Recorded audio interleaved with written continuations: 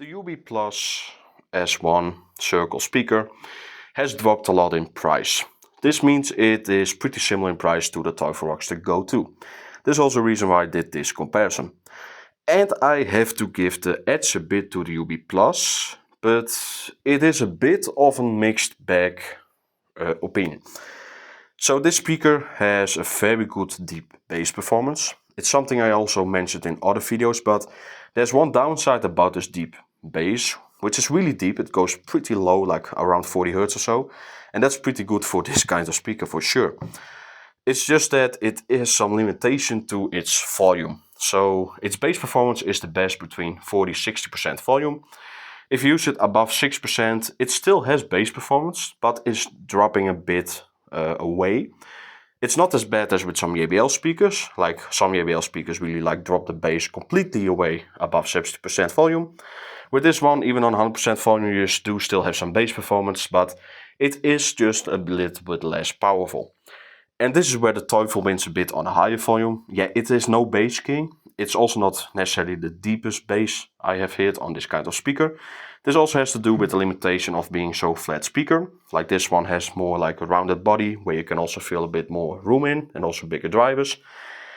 But it has a pretty decent upper bass performance, not too fake, so it does sound pretty full. And at least on high volumes, this one is a bit better controlled on its bass side. So if you really want something that is more controlled on higher volume, the Teufel is definitely the better choice.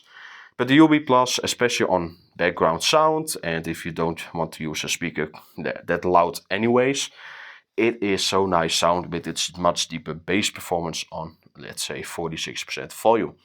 It's really impressive. They tune it that way, and yeah, the tuning does have its limits. So yeah, this one great for indoor and not too loud.